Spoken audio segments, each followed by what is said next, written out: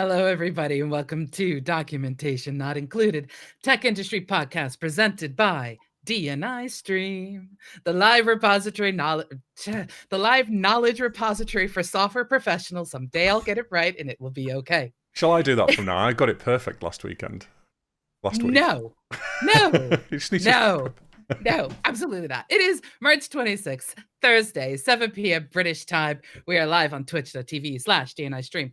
I'm Josey Howarth, and I sound very weird because I am sick still. And as always, I am joined by the best co-host ever, whose beard will continue to grow and be epic, Chris Seabach. Yes, hello Josey, and hello to everybody in Twitch chat. There's a few people having a go already. As always, please do get involved with the show. It is live, and we field questions, and we've got a cool little sound today as well when we read a question out, which I don't think Simon will hear unless he's watching the live stream. But Josey knows what it is, so hopefully, if you say anything relevant, you'll get to hear it. Before we get going, as I just kind of introduced, we have a guest today, a returning guest, Simon Young. For those of our listeners that missed you last time, please do introduce yourself. Hi, my name's Simon Young, and I'm a chartered accountant, and my practice is called ASGARF Chartered Accountants, and pleased to be here this evening. Thanks very much. Stuff. Yes. And before we begin, as always, we get our icebreaker question. That's a chance to get to know us better. Has absolutely nothing to do with anything about our topic at all. And get to learn a little bit about each other. So my question for you is this. When things break, do you prefer to fix them or replace them? Yes, Sonna? I can answer this one, but it's polite. It's only polite. I think generally it's replace them. I'm not a fixer. I'm not technically minded, and unfortunately, it's just replace.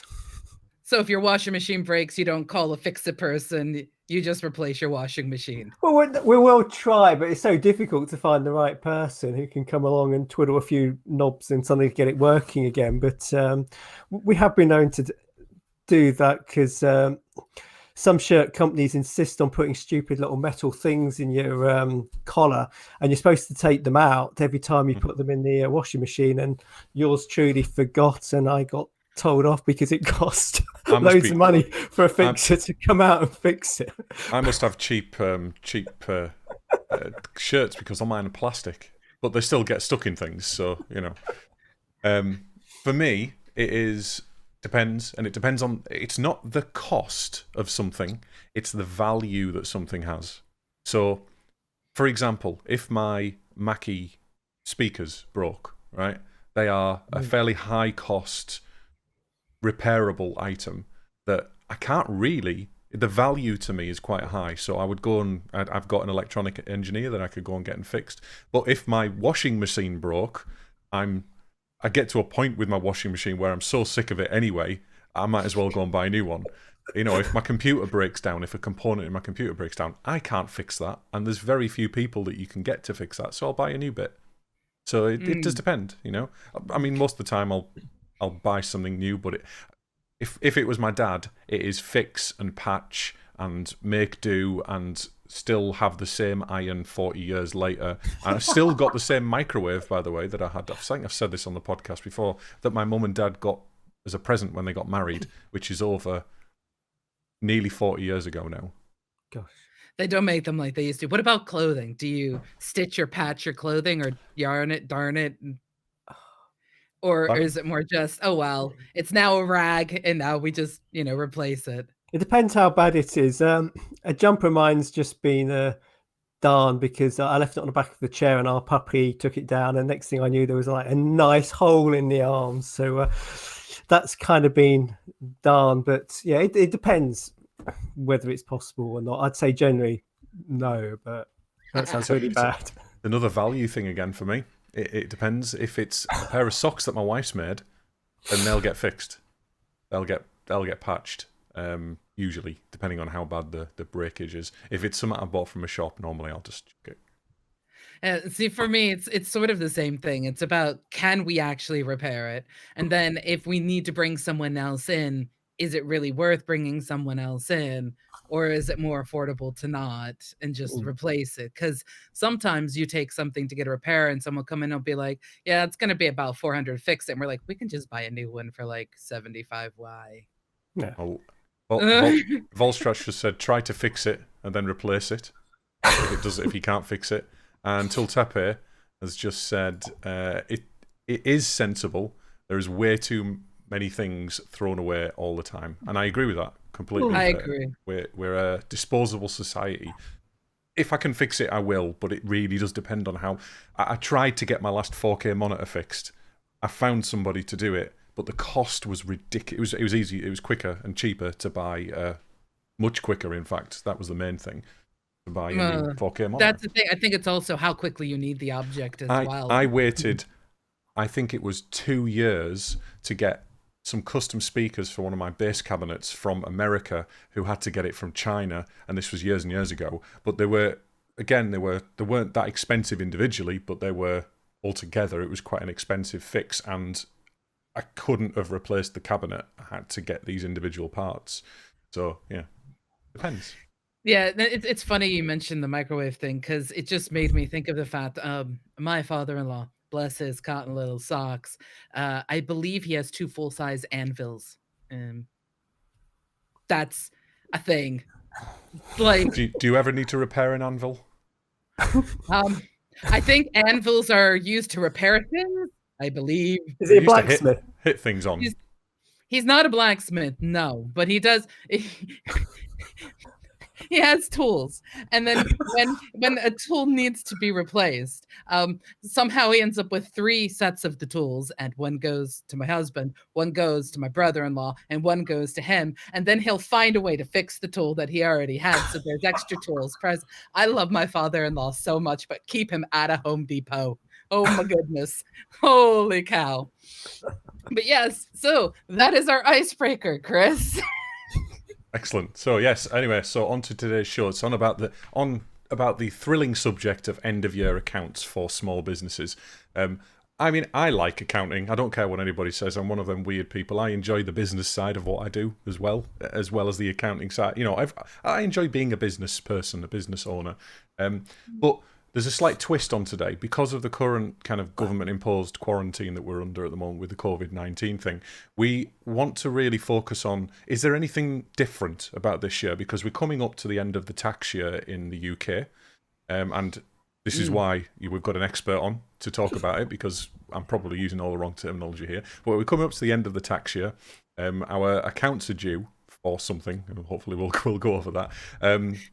But is there anything additional that, I know HMRC have done some announcements and they've maybe put some new things in place to help people, possibly? So before we let him answer the many questions you're now currently throwing in his face, I'm not asked the question. I just want to stress, this is UK based. Yep. For those of you who are listening to us from other countries, be aware that you'll probably want to find your own version of Simon for your country, although good luck, because he's one of a kind. Thank you. So the question is there anything specific that we need to worry about as small business owners? Oh, good question. Well, as you said, in the UK, the end of the tax year is the 5th of April. So if you're self-employed, and by that I mean self-employed, not trading through a company, then that's the end of your tax year end probably, and you've got your self-assessment tax return that will have to be prepared and filed by the end of January.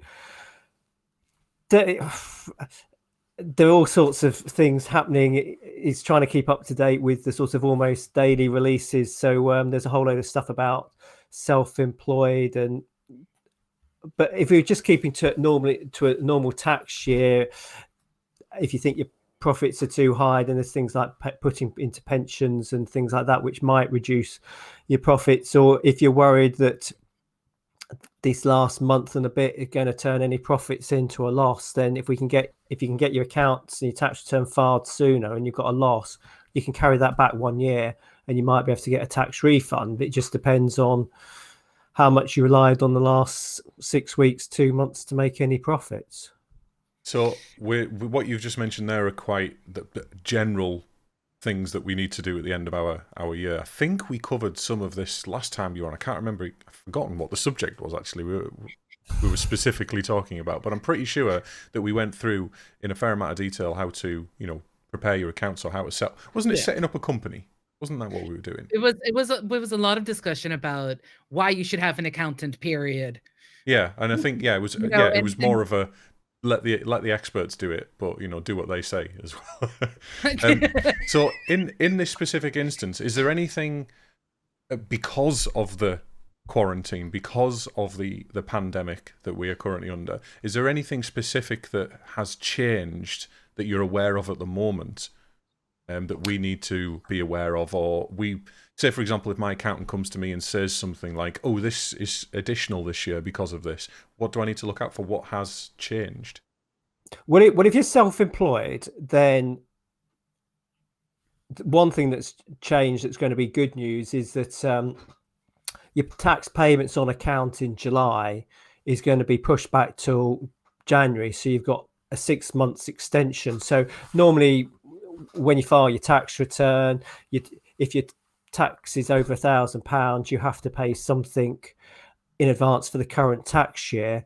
If you're self-employed and you're into that payments on account, then instead of paying some in July, you don't need to pay it in July. You won't be charged any interest, and automatically you can pay that in January 2021. You couldn't possibly just say, oh, this year we'll let you off with your payments on account, which is totally unfair anyway, and it doesn't make any sense. I hate it. It's the one thing about paying tax that really annoys me. Really gets on my nerves. Going off earlier because of it. Sorry, I'm about to cough. So we have, for payments, for those who aren't aware, again, please correct me if I'm wrong here. The technical detail of what I say is probably going to be incorrect, but the general gist of how it works.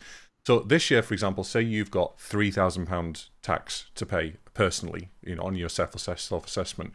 What you have to do is you have to pay £4,500 tax next year because you've had £3,000. So you have to pay half of what you've just paid in advance of next year's payment, and then you have to pay the entire amount of the next year's tax before it actually comes up, and then get a rebate if you actually don't get that much. I've never had to pay that much tax on two years in a row, so I always get a rebate because I'm self-employed.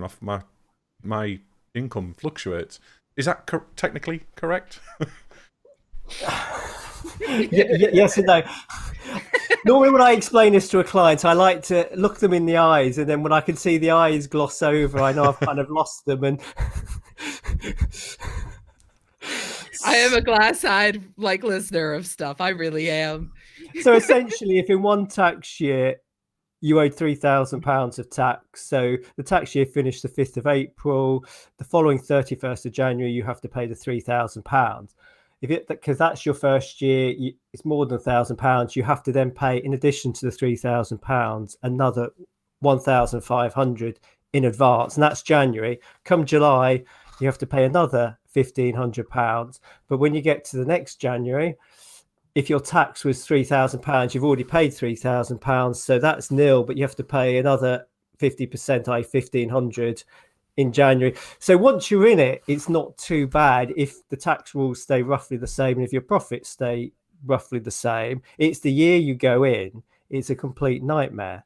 The problem with me is I do this every couple of years, because some years I have very little income and then other years I have a fair amount of income. So I'm up and down all over the place. Yeah. And it's a lot of additional administration having to tell HMRC that I'm not due to pay it, and then they have to argue back to me and say, "Oh, we think you are," but I'm not, because I look at my accounts. Where you go. It's just it really annoys me that you're expected to pull this extra £3,000 a year out of thin air for not actually having earned it. I mean, to me, when I pay for something, when when I get the goods. They're getting the money before I've even done the work. Yes is and that no. I don't want to argue on behalf of HMRC. No, I'm not expecting you to. But... Simon usually likes to sit there and go, "What is HMRC doing this time?" Now you're making him defend them, Chris. Oh, don't defend them. We've got contractors watching this. No one will. Don't break my Simon, Chris. Don't break him.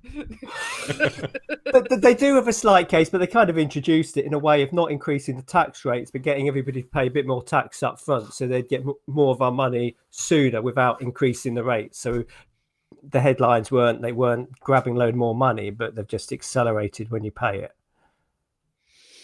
Anyway, moving on. Yeah. So yeah, it's a pain.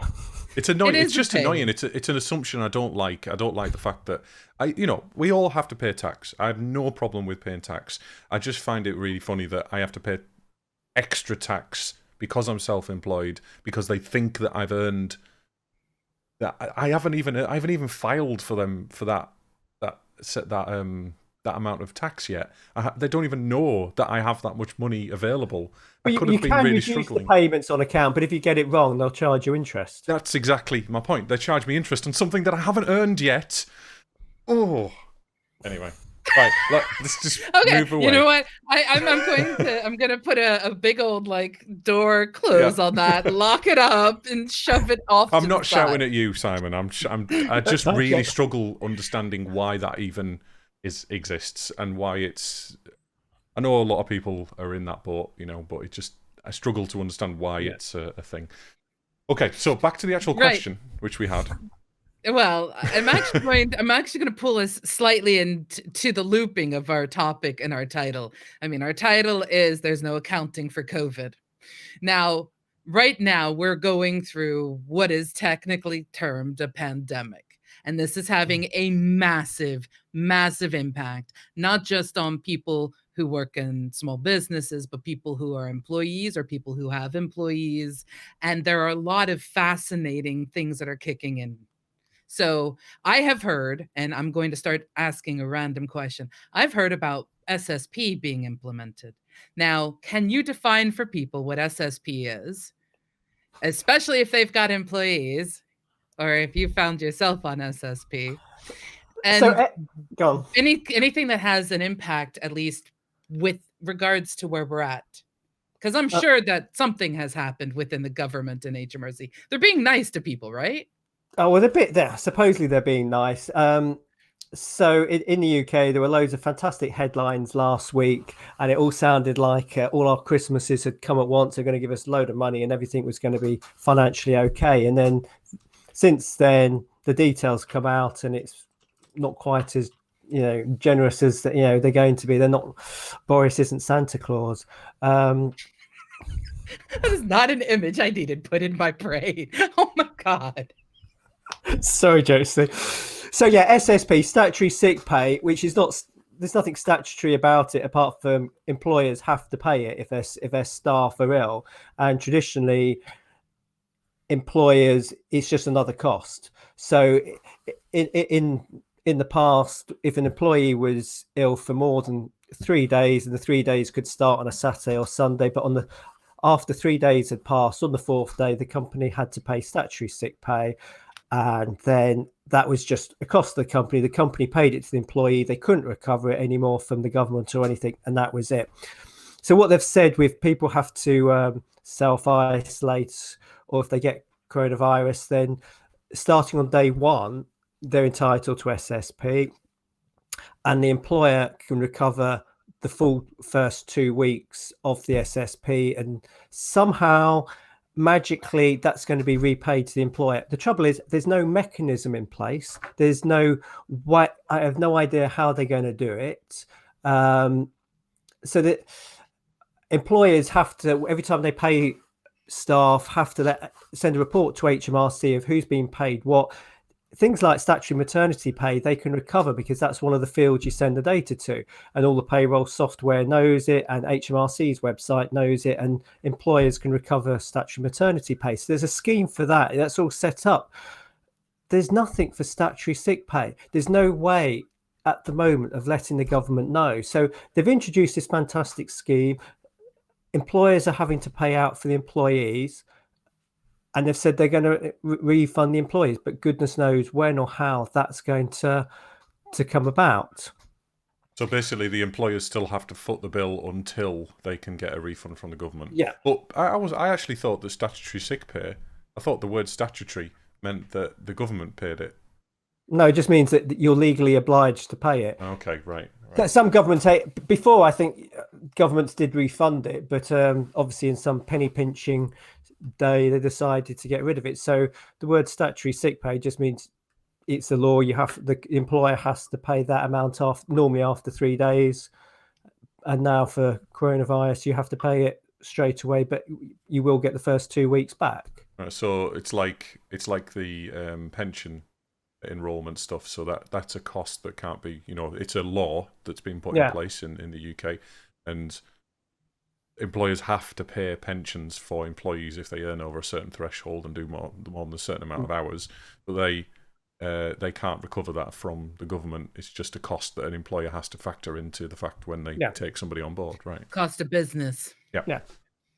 Which is why many of us are kind of hesitant to bring anybody on board, because oh my gosh. Well, yes, and why in interviews they ask about what your sick record's like, because you don't want to start having to take somebody on, unfortunately. And a lot of small businesses can't afford to keep paying people statutory sick pay. You employ somebody because there's a job for them to do, and unfortunately if they're going to be ill, it's hard for small businesses. This actually, it's sort of a side thing, but one of the results, or one of the effects I should say, that ends up happening with COVID-19 right now is people, even though they do recover from the actual virus itself, some of them are losing, up to 15% capacity of their lung usage. And this means they're going to have long-term impacts from what this virus is saying, or what this virus has done to their body. And it just makes me wonder if we're going to actually see changes in things because of that. But then again, what about working from home? If someone is working from home and they're sick, it's a little easier to work from home when you're sick. I know I'm working from home sick right now, but I run my own company. I kind of have to. If I don't work, my company shuts down. But that's the same with a lot of contractors as well. The contractor's sick rate is generally a lot lower than an equivalent employee sick rate, because essentially the way that I used to look at it, I certainly don't look at it these days now, because I'd rather have 6 months of the year off or 3 months of the year or whatever, or doing other things, working on other projects or just having time off. But the time you're off, you're not invoicing, and it's seen as lost income or lost potential income, because you don't have a guaranteed job. You don't have a guaranteed full-time employment. You might be a full-time contractor, but you're only there for 3 months. So yeah, when you're sick, you don't get paid, and that's across the board. There's no statutory sick pay. And I learned this week or last week from somebody on LinkedIn who's an IR35 specialist, that if you're an employee, if you're a director, i.e. an office holder of your own company, you're not classed as an employee, even if you get paid a wage, if you don't have a contract in place, a physical contract. There's an implied contract there, but you're not classed as an employee, therefore you're not entitled to statutory sick pay from your own company. You have to have a contract in place before that. And again, I'm not a lawyer, so please look that up if you care about that. But if you think about that, I'm looking at Simon. Simon, is this true? It probably is true. There are certain things with directors and whether you actually have a contract or not. And even if you don't have a written contract, you have an implied contract. So some of the pension rules that Chris has already mentioned don't apply to directors if they don't have a contract. But if they do have a contract, the pension rules in the UK will apply to them. So off the top of my head, I don't know about the statutory sick pay, but I could believe that is the case. But the same applies for minimum working hours and working time practices as well as and I know this for a fact because it's something I've argued with my clients previously when they've said to me, you must have an hour for lunch every day. I don't have to have an hour for lunch. I can work a full 7.5, 8, 12-hour day without a break if I wanted to, because I direct my own company. Not that it's sensible to do that, but arguably it's not up to them when I have lunch and how I do things, you know, not just because of the control rules, but...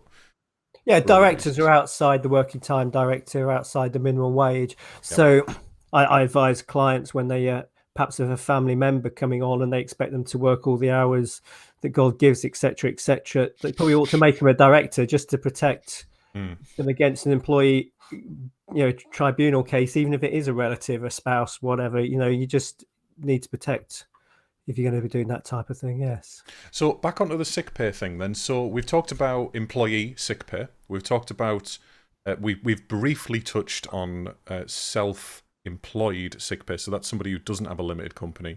But we haven't really talked about something that came out this week. There was a bit more clarity, and I hope you've got some information on it, Simon, because I haven't read that much. I've been so busy. But people like myself and Josey, who are directors of our own company, who we're not entitled to SSP from our own companies, but we're also not entitled to the 80% rule that's coming, the 80% of income something. I can't remember what it was now, but basically the government have released a statement saying that employees can claim up to 80% of their wage or something like that.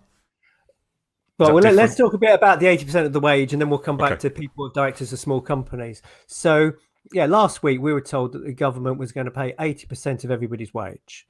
But since then, the information's come out that it's only going to be for employees who are put on furlough. So basically, as an employer, you have to turn around to a member of staff and you have to communicate with them that they're being put on furlough. They're not to do any work. You're not to ask them to do any work. They're to sit at home and do nothing. And then up to £2,500 per month of their salary, the government will reimburse at some point on a online portal that HMRC are going to set up, which doesn't exist yet.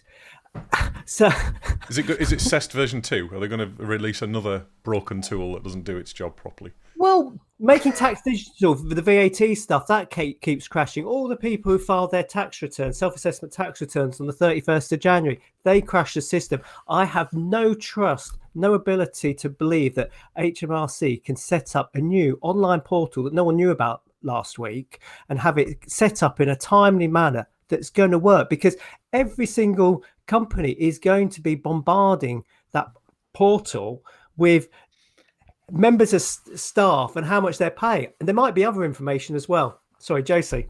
I'm just going to say, I know how they could do it. Hire Chris. You know what? The NHS could help. I could help the NHS as well sort out all their process inefficiency problems as well. So. Their SSO issues. Oh, those poor guys. So, my heart breaks.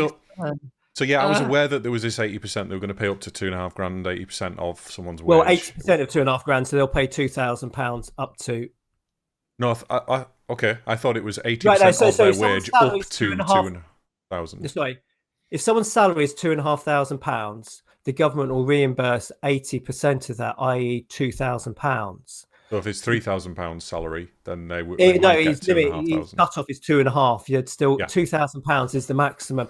The employer still has to pay the employer's national insurance, still has to pay the employer's pension, etc., etc. They'll just get up to £2,000. Which, to be fair, I even think that's quite fair, because the government didn't have to do that at the end of the day. And but what about the situation where somebody's working at home because the office is shut, because that's what we've been told to do, but they're not working at full capacity? From the employer's point of view, if someone's only working 40% of their capacity because they're working remotely, it's difficult to get work to them, it's difficult to monitor what they're actually doing, the employer has to pay 100% of their salary and will get nothing back from the government unless they put them on furlough and stop giving them work to do. Yeah, it's that furlough thing, isn't it? So if they put them on furlough and they can't do, it's like garden leave, essentially, it's the similar kind of thing. They can't do any work. That means that they're paying 20%, they're cutting their costs by 80%, the employer. They're paying 20% of their costs, but they're not getting that 20% or any percentage of productivity. So they're still there's still an incentive for them to get rid of employees in that instance, because they Well, can yeah, still save that extra 20%. if you've got a new employee who's been with you less than a year or two and you don't need to pay any redundancy, I can see why employers might still have the attitude, well, let's just get rid of them. Well, I mean, I'm not saying that's morally correct, but... No, agreed. We're talking business. Is there That's- such a thing as ethics in business? There bloody well be. That's the That's thing. what I would say. I get so annoyed by ethics in business. I do. So what they've introduced Yeah. today is they've said that the people who are truly self-employed, I don't have a limited company, can have up to 2,500, 80% of that back to the £2,000 based on their average monthly profits over the last 3 years self-assessment. So that's fine if you've been self-employed for a while. If you're an employee... So are they subject to the same rules? Do they have to put themselves on furlough? No, they can still work. Okay, so the self-employed are still better off. Can still work. Yeah. So what's left is people like Josey and you and myself, who are directors of our own company. We can't get SSP. You know, we've probably got a whole small salary and dividends because of the way the tax rates that the government's introduced. At the moment now, the three groups, we're the group that's worse off. Yes, we are. At the same time, though, I'm still better off than my next door neighbour who's been fired from his factory job. Yeah. Or whatever it is, made redundant. I don't know what the official term is for his particular situation, but yeah, if someone's lost their job, they'll be worse off. Yes, I would agree. Yeah. But at the same time, there's a kind of a duty for people like us to have this war chest, to have this money saved up. Well, that's what I was just about to ask about, because there is a thing that has been made mention, something like CBLIS. Yes. So you can see Simon gearing up. He's just sitting here ready. Like, oh boy, here we go. No, so basically, for Coronavirus Business Interruption Loan Scheme. Yes, and the British Bank, which is a government organisation, will guarantee to lenders who have applied to be part of the scheme this wonderful 80% of the loan. For 12 months, the loan is supposed to be interest-free. It could be an overdraft. It could be a factoring. It could be a loan. It can't be more than 6 years. So a bank could offer you a 6-year loan, first year interest-free, and then you just pay interest from years 2 to 6. But trying to get hold of a bank, it's a complete nightmare. My bank didn't phone me back today. Somebody's told me about another bank where they emailed the form to the right email address, and this is one of the top 4 banks in the UK, and they got a reply saying their inbox was full. That's not surprising. That happens. But okay, but I wouldn't expect it from a bank. Yeah, fine, I could tell you about certain clients where you get that, but a bank. But what is this whole CBLIS thing? What is it supposed to do? What is it requirement for being eligible? What are the general, like, is it even worth looking at as a small business? Why would you even look at it? It's available to all sectors. It's worth looking at, but you do have to repay the money. It's not a grant, it's a loan or an overdraft facility. You've got to repay it. It is interest-free. It's available to companies that were a profitable business at the end in February. So as long as you can demonstrate, but that up to February that you had a profitable business, then they should consider you. I mean, obviously, if the company was about to go bust in February or before all this kicked off, then no bank would lend to your company. So yes, it's for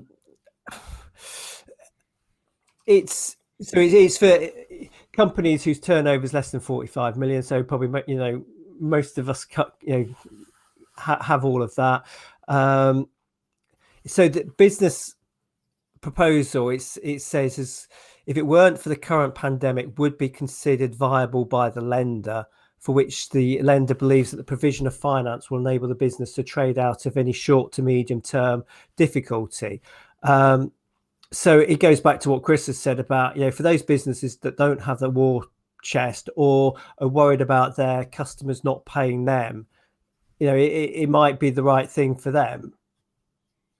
Yeah, so basically the only option that a limited company director has is get a loan from a bank that we won't have interest in for the first year, and that's going to be government subsidised. Yeah, so basically if you can't afford to pay it back, the bank's got to demonstrate they've tried their best to get the money from you or your company, and then they can get 80% of the money back from the government. I love that 80% figure, don't they? Who knows where they got it from? Yeah, it's just pulling that out of the air randomly. It's easy for me to remember. Yeah. Well, there's actually a mathematical 80-20 thing, but that's a whole different discussion of things. But no, it's an interesting thing, because I know for a lot of freelancers, they're losing contracts. Contracts are being canceled left, right, and center. There was already, at least here in the UK, a sort of sense of panic involving IR35. Are you in? Are you out? Should we have contractors come in because it's an added extra annoyance? And there was a hesitancy in the market for contractors and freelancers. And then this happens, and there is a sense of panic, especially for the people who do go for the 3-6 type contracts, 3-6 month, 3-6 1 year type contracts. And there is a fear about, well, can I even stay like this? And if I choose not to be a freelancer anymore, is it even going to be possible or viable to get a job? So the idea that there is something that gives incentive to banks to want to agree to loans for those smaller individuals who are the solo contractors, the small business directors, and things like that, that's a good thing. But at the same time, it is also a terrifying thought in the long term. Yeah. Because it is a loan. Like you said, it is not a grant. It is not someone sitting there going, ha, ha, ha, you have money, go forth and prosper and buy that yacht you've always wanted. Although I don't ever want to own a yacht. Point being, though, it's not meant for frivolous expenditures, but being able to pay your own salary to yourself in this time when it's so hard to even have a job, it's nice to see that there's something there. But again, if you are having clients right now, Simon, who are having problems even getting close to that door to open it. Well, yeah. So there was, I'm not sure if anybody mentioned the means tested aspect of this as well, because that was one of the things. Was that to do with the self-employed, the means tested? I'm not even certain what means tested is. So, Chris. Means tested my just brain means that just went average.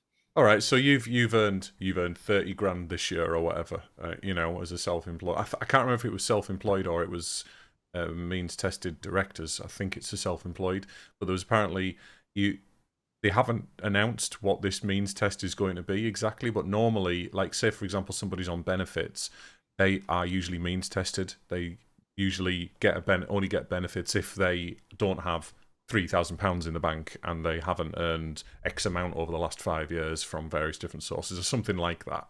That's what means tested means. It means that if you, it's supposed to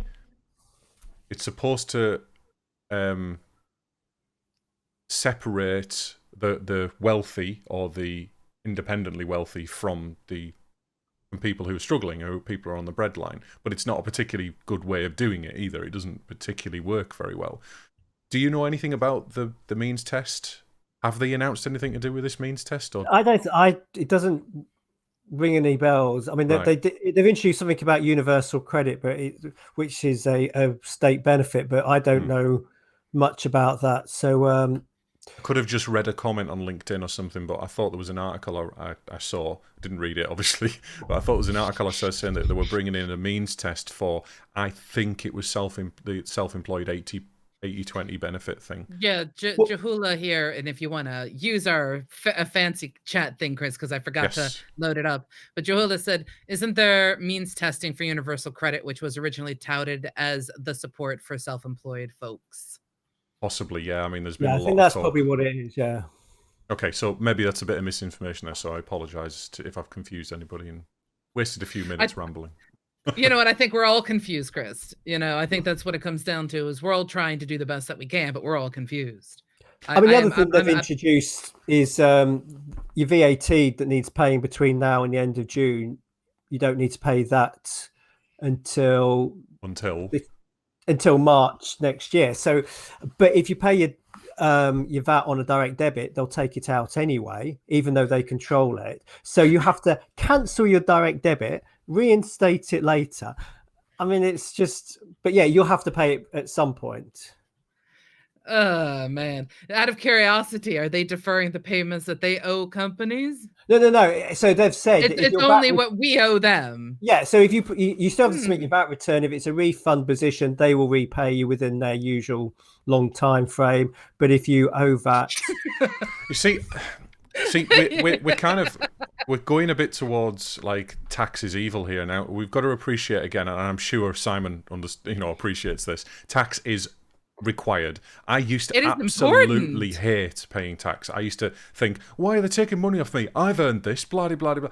But we live in a society. We wouldn't have a society if we didn't pay taxes. We wouldn't have all the nice things that we have in the world if we didn't pay taxes. We wouldn't have roads outside. We wouldn't have, although we can complain about things like bin services and everything else, all that is paid for by tax. Keeping the roads the roads around Lancashire are awful, by the way. Sort them out, Lancashire County Council. They are hideous. They're one of the worst in the country.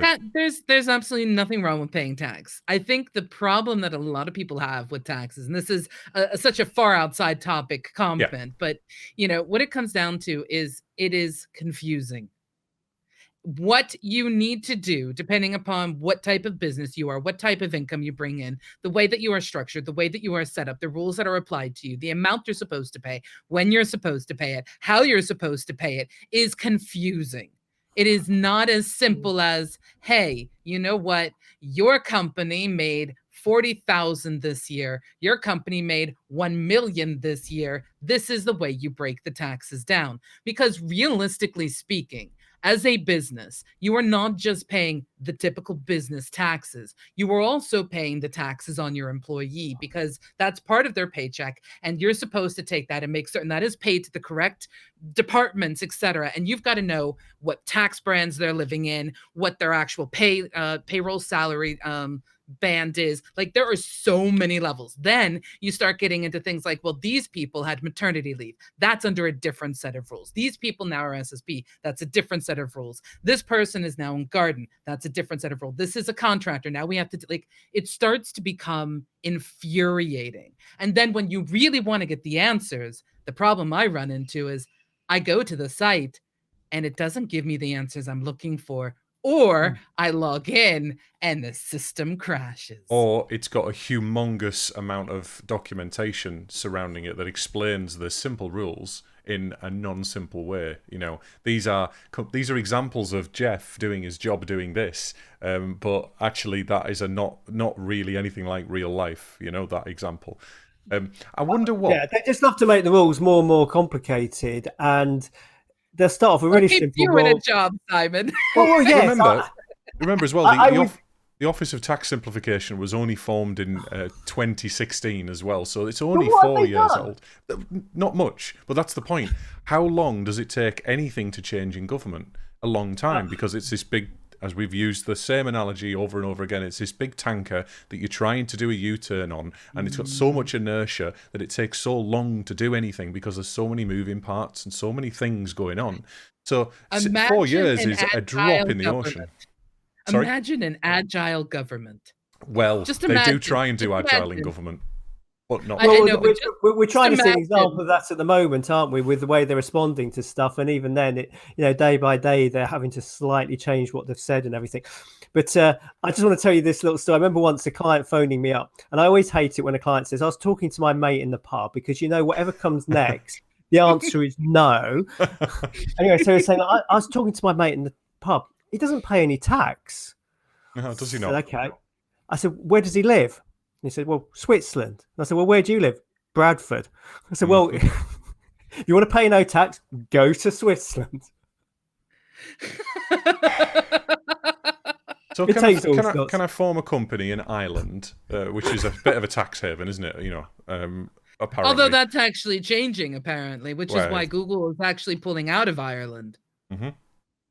So, like, don't even get me started on how Google does things with their reverse charging of some. My brain will explode. It's funny how many clients that I work for that when they ask me to, I'm working with their UK office, and then they ask me to invoice their Belfast office, or you know, the Dublin office, yeah. Dublin, yeah, not Belfast.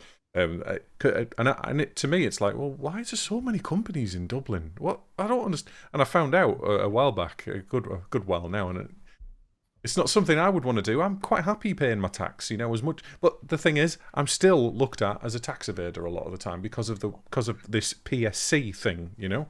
It's just really quite annoying because I do everything that I can. Anyway, we're veering off the subject here. But you know what? Now you brought it up. I have to bring this up from the American perspective.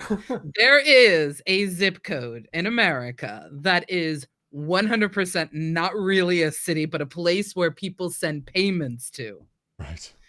And it is, you know, for credit card things, you'll always see something like it's in Delaware, yada, yada. Now, Delaware is known as a state that has, like, at least when I lived there, and I keep in mind I haven't lived in the United States since 2003, but they were known as the no tax state because you could go shopping and not have to pay tax, and each state sets their own tax limit. So in one state, it would be like 7% on your purchases, whether it's food or clothing, varied as to whether or not taxes were applied. Whereas in another state, it was 22.5%.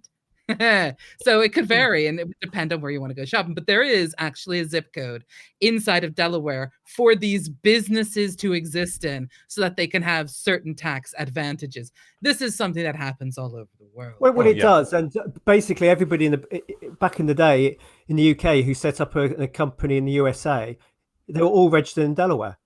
You know, yes. Absolutely every single one of them. It's actually, when you mention it, when I do my due diligence kind of company's house, looking up for companies when I start, you know, dealing with them, I have seen Delaware more often, you know, in the US more often than other places in the US. So interesting. That's why, yeah. Right. So we are coming up to the end of the show. We are, and I want to get the summation of the things we've talked about. I'll let you do that. Well, what I was going to ask Simon, is there anything else that needs to be highlighted specifically around the COVID changes that we haven't talked about? I know we can't talk about things in much detail, but is there anything else we need to brush over? Well, if your business is paying rates or has small business rates relief, then your local council should be in touch with you and you should be getting a grant, £10,000, which you don't need to repay. But it's only for those businesses that either paying rates up to, I think, 51,000, but most small businesses will have some sort of exemption. I know for Leeds, they've got a special email address, business.rates@leeds.gov.uk. If you email them your last rates bill and your bank account details, it will speed up the recovery of this £10,000. And I suspect other councils are the same. You're talking about premises rates, so places that have closed down, this is going to be beneficial for my cafe down the road, you know. Yeah, so if the cafe down the road is paying business rates and is able to get business rates relief, or their rates was below, I think, £51,000, then they will get a £10,000 grant. Grant as well. It's not a loan. They don't. No, on budget day it was £3,000 and it's now gone up to £10,000. You know, it should be paid sometime in April. That's good. I hadn't heard of that one, but that, again, it doesn't apply to me. Doesn't affect, yeah, because you're on your global headquarters at the moment, aren't you? Yeah.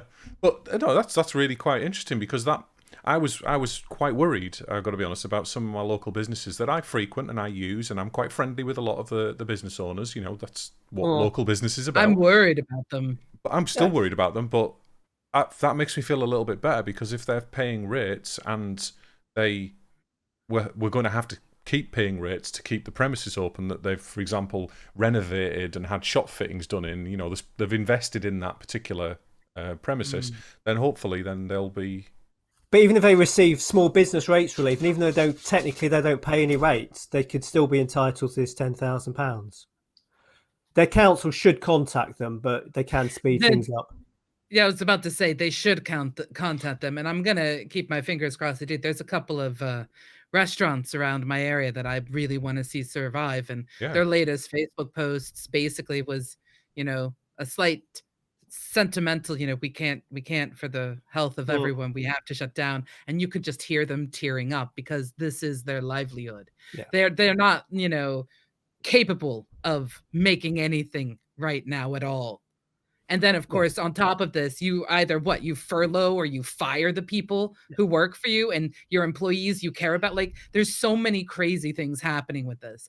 What I will say is, Simon, is there a place people might be able to go to get some information about these constantly evolving changes? Well, I've tried to put. Oh my God. I've tried to put a page up on our website, but it's changing on a twice daily basis. So I do need to do a bit of an update. So if you go to aysgarthaccountants.co.uk, on the first page, there is a link to it. It's and it will take you to the right page. And I am desperately keeping it up to date. Like I say, there's a few things I need to put on about the what was announced today for the self-employed, and I need to add something about the VAT and cancelling your direct debit. But apart from that, it's as up to date at today's date as I'm aware of.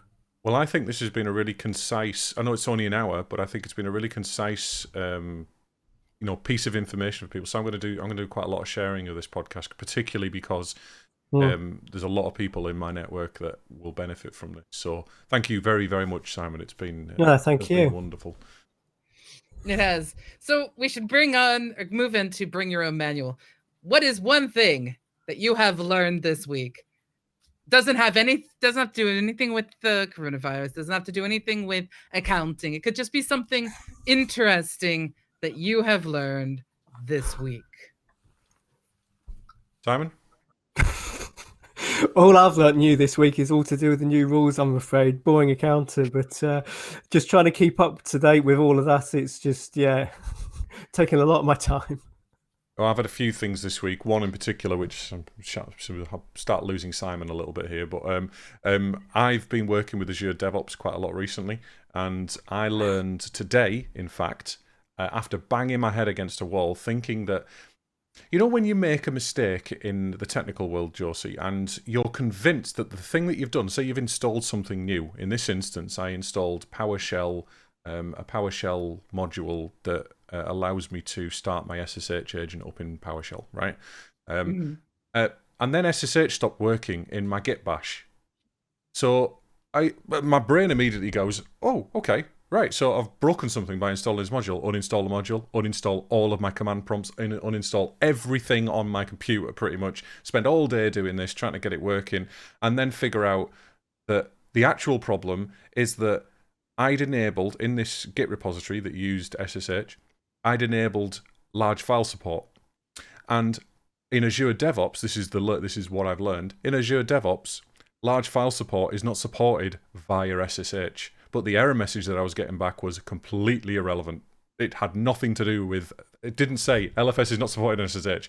I had to. It was one line in some documentation, really deep into the MSDN pages, that I found this out. There's no anything anywhere. So yeah, I've learned today that you have to use HTTPS if you want to use large file support in Git.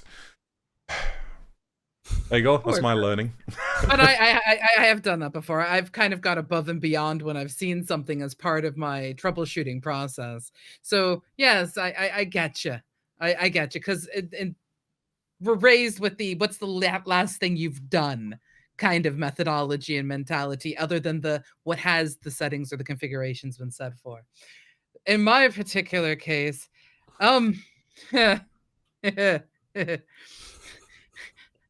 I haven't learned much at all, and it's not because I haven't wanted to. I guess the big thing I will state is one of the nicest and most, I think, pleasant things that has happened out of all of this nastiness going around with people having to stay home, people losing jobs and other things like that, is a lot of the companies and the tools that I use are turning around and giving people free things, free months of their services if they're, if they fit a certain criteria. I think, like, for example, Zapier, which is a bunch of, when this happens, do this, and another application. It's a bunch of, communication between different platforms and things like that. And I think they said something along the lines of, if you're a small company, if you have less than 10 employees and you fit a certain level of criteria, you can get like 3 months free of a particular plan of theirs. Other companies I've seen have turned around and said, hey, you know what? We're not going to be able to charge you for this time. That's okay. Everyone's going to get an increase. If you're involved right now in any form of research, help, or doing anything involving COVID, there are companies like Axosoft who are giving away several free licenses for their GitKraken client. There are companies like Slack that are saying, hey, if you're involved in the efforts, get in touch with us. Let us help you set up communication hubs so that you guys can get everything that you need done. Like the amount in the tech industry of people I've seen turning around, trying to help the big companies, helping the small companies, has been really nice. It has. And it makes me smile. I want more. So there's that, is what I have learned, is that despite the fact that generally speaking, all we see is bad news, there is still generally people are good. There's a slight skeptic in me there that says that some of the companies are still essentially trying to profiteer from that. Some of them are genuinely just going, right, we'll do what we can. Don't get me started on the Amazon guys saying people need to donate to the Amazon relief fund. No, I'm not just saying that. I'm not talking about relief, actual direct donations to a nonsense fund. I'm talking about people who, like you mentioned, Slack giving away, free setup. Do you not think that maybe they're doing that so they can get more customers in the long run? There is actually a huge Twitter post from the CEO of Slack about this from the day one, because they're publicly traded, right? So he went through this massive, long listing of, pre-day one, day two, day four, day five, and you see the changes that are occurring, the things that they're doing, the way that they're impacting. You see him actually explain the huge influx and the growth that has been happening, the amount of people who have escalated their plans for adoption. Like, there is this huge post, and he breaks that stuff down with a clarity that just made me sit back and go, wow. So I'll get you that link. And in fact, it'll be in our show notes as well, because when I read it, I literally sat there going, huh, that is interesting. So but there was someone on LinkedIn complaining about the remote sharing companies that are now profiting more than any other company, probably. We're talking about Teams, we've got Slack, Discord. You saw the Zoom problem where people were so, when you weren't focused in on the Zoom thing, the administrator would know about it. And unfortunately, I've seen now videos of people who are not used to being on video calls, taking their laptops with them into the bathroom. I saw that without realizing that the camera's on. God bless that woman. She had a mobile phone. She was walking to the toilet and she was listening to like 16 people on a voice chat. She puts it down in front of the toilet so she can watch the chat while she pulls her pants down and has a wee, and then realizes a few seconds, like everyone on chat's just laughing, and she realizes a few seconds later, and she just turns it round, and it's like, oh, she must have died. There's so many things happening. But yes, there are. I'm not going to lie. We live in a society where there are always going to be people. There are scammers right now who are using COVID-19 as a way to gain, some type of social engineering access into sites. That's never going to change. Yeah, of course. We live with people who are always driven by, in some cases, greed or selfishness or whatever. Just interest sometimes. For the most part, regardless, right now, it seems more positive than I'm seeing negative. A lot of personal acts of kindness as well. People in my street doing things that you wouldn't normally do. People who someone down one of our streets. I'm on a corner, so there's one of the streets down there. They set up a local group for making people aware of everybody else's kind of, if anyone's health's going down or anything like that, and it's, we've got a little bit of information about the bins from it, and that kind of thing. It's just the sense of community is quite good. Then we've got people over the road who are power washing the cars and letting the kids run around in the street playing football and stuff because they're not at work and they're not at school. And it's like, that isn't the point here, people. We're supposed to be doing this for everybody, not just ourselves. Let's stop being selfish and actually get on with it. A couple of weeks ago, I didn't think it was serious, and I didn't do anything out of the ordinary, if you know what I mean. But I didn't go out of my way to be You awkward. you I questioned questioned it. some things, Yeah. But which is the smart thing to do. You need to question in order to understand. probably a But- week before the quarantine came in, I started realizing I'd read quite a few independent articles and started realizing how serious it was, and it just takes a little bit of selflessness to just accept that we're going to be in this situation for a while, And it's not just you, it's everybody and a lot of people in the world. And that I think is an interesting way to look at it. Yeah. But yeah. Okay, so let's close the show. We're slightly late. Oh, we're What only is it? slightly late, but I mean, it's Simon's here. We've been discussing taxes. Not all my You fault. guys are awesome. Yes, I'm going to blame Simon for everything that could possibly go wrong. And poor Voltrat just said, I imagine them sitting on a mountains of toilet paper, living in constant fear of a band of hobbits trying to steal it away from them. Yeah, they were talking about smog hoarding gold and they're having a Lord of the Rings moment. Until they're talking about things. Oh wow. Hobbit. I love you guys. But yes, we're now coming to the end of our show. Thank you to everyone in Twitch chat for joining in. You guys are awesome. And also we've had a couple new names. Johula, nice to meet you. Thank you so much for joining us. Thank you for everyone in the podcast who is listening into the future, because as a reminder, you can actually find us all over the place on podcasts. But finally, Simon, thank you again for joining us. I hope you had more fun. No, it was great fun. Thank you very much, Josey. Thank you, Chris. It's been fantastic. And you can pimp yourself and your company, or you can pimp anything you want right now. So pimp yourself, Your Simon. time to shine, Simon. It's not the type of thing you expect to say to your accountant. Simon, pimp yourself. Well, you can find me on Twitter at the exciting handle of Simon Accountant. I'm also on Instagram with the same label. Aesgarth for Chartered Accountants are on Twitter at AesgarthCA. So do look us up, do get in touch if you got any questions. Check the website out. I will try and keep it up to date with latest information from the UK government. Yes. Good stuff. Go on. Oh, I thought you were going to say something, Josey. Sorry. Time for us to pimp a little bit now as well. Do not forget, for those who are new to the channel, click the follow button above us. We do appreciate it. If you need to know when we are live again, follow us on Twitch. You can visit our website, which is where everything else is, all links to all our other social media and all of our podcasting platforms and everything else. Pretty much, we've got a site that works now. There are a few buttons there that aren't labelled correctly. I haven't fixed yet, but we're in the middle of doing some other work, so hey, who cares? Nobody goes there anyway. Google Analytics tells me. So you can go to our website, www.dnistream.live. If you can also use the contact form to get in touch with us. If you've got a funny dev story, you've got any subjects you want us to cover, you've got any nice things to say or any horrible things to say, just don't spread COVID to us via our contact form. No contact.